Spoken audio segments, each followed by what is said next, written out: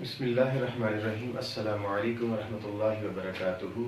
آج کا جو ہمارا ٹاپک ہے وہ بہت ہی انٹرسٹنگ کہہ لیں کہ آپ کے سامنے جو میں نے یہ مد لکھی ہے، مد کی شیپ بنائی ہے، یہ مد اردو ہینڈ رائٹنگ میں بھی بڑی کارآمد ہے۔ یہ بہت سارے ایسے الفاظ ہیں، لاتعداد کہہ لیں کہ جن میں جو مد سے ہی سٹارٹ ہوتے ہیں، اور کچھ الفاظ ایسے ہیں کہ جو جن کے درمیان میں مد کا استعمال ہوتا ہے۔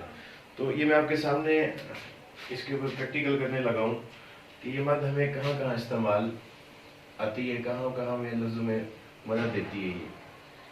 یہ دیکھیں، یہ جیسا کہ میں آپ کے سامنے لکھ رہا ہوں، یہ میں نے کیا لکھی، مد۔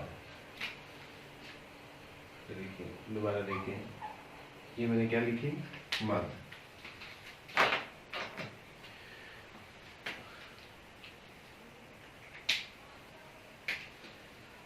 یہ دوبارہ دیکھیں، یہ مد۔ اب یہ تو ہے اس ٹائم سنگل مد۔ جب ہم اس کے ساتھ کوئی دوسرا حرف ایڈ کریں گے، پھر اس کی جو لینتھ ہے اس کی نسبت سیکنڈ جو اس کا سرا ہے مد کا، یہ ہم تھوڑا لینتھ ہی کر لیں گے، اس کو بڑھا لیں گے۔ یہی اکیلے ہم ایسے ہی لکھیں گے، جب اس کے ساتھ ہم کوئی حرف جوڑنے لگے ہیں، پھر اس کا دوسرا سرا جو ہے وہ لینتھ ہی کر کے، اب فار ایگزامپل اس کے ساتھ یہ دیکھیے میں نے میم لکھا، تو یہ کیا بن گیا، ہم۔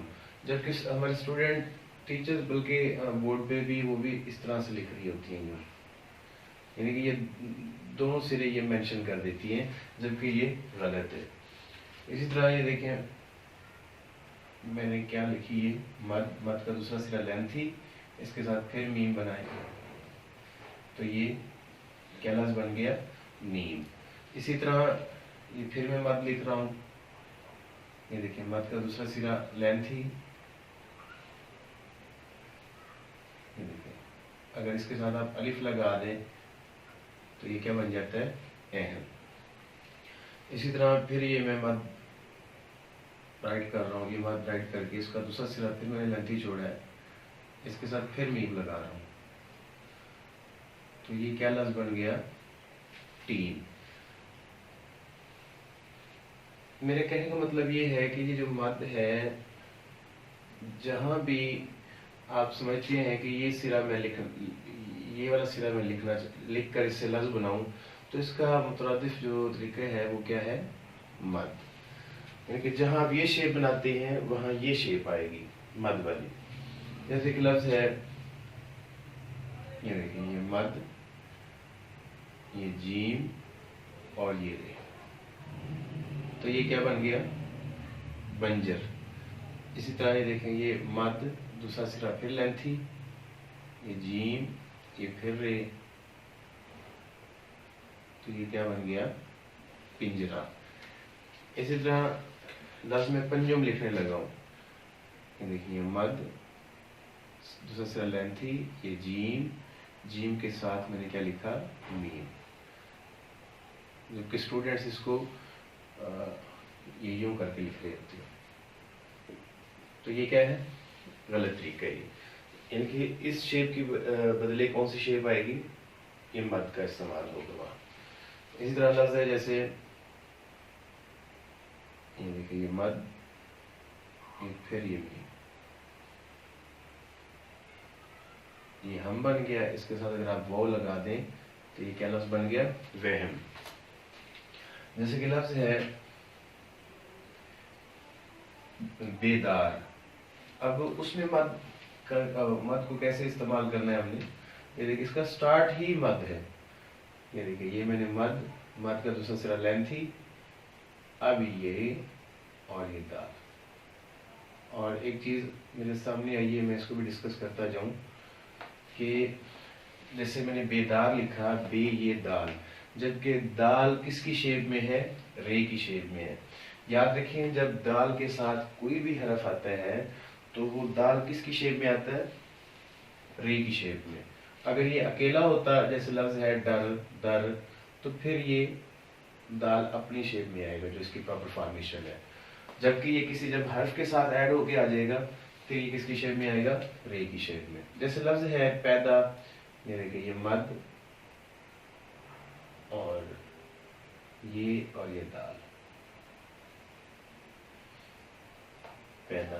اب جبکہ اس کو اسٹوڈینٹس ایون کے ٹیچرز بھی جو ہے وہ ایسے لکھ رہے ہوتے ہیں، جو کہ غلط ہے. اسی طرح لفظ ہے تیار، دیکھیں یہ پھر مد لائن سے اوپر اور پھر یہ الف یا. تیار، جیسے لفظ ہے پیار، یہ پیارا کہہ لیں، پیارے بنا لیں،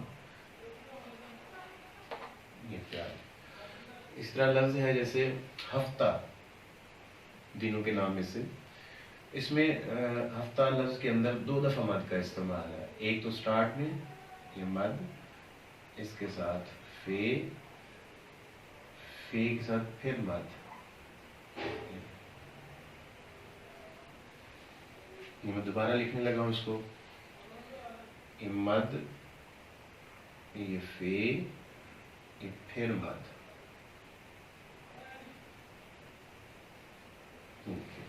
جیسے لفظ ہے ہموار، یہ دیکھیں یہ مد، دوسرا سلا لینتھی، میم اور یہ واو اور یہ دے ہموار. جیسے لفظ ہے ہمراہ، یہ دیکھیے مد، دوسرا سرا لینتھی، یہ میم اور یہ دے. تو یہ کیا بنا؟ ہمراہ. جیسے لفظ ہے بیان، یہ دیکھیے مد، یہ الف یا اور یہ نون، بیان. جیسے لفظ ہے تیر، یہ دیکھیے اس میں بھی مد اور یہ رے. جیسے لفظ ہے تیرا، یہ مد، یہ رے. جیسے لفظ ہے تیرے، یہ مد اور یہ رے. اس کے ساتھ آپ بڑی بنا لیں. جیسے کہ لفظ ہے ہمیں، یہ دیکھیے مد، یہ میم اور یہ گلائی. تو یہ کیا بنا؟ ہمیں. جیسے لفظ ہے بیر، اس میں بھی سیم ایسے.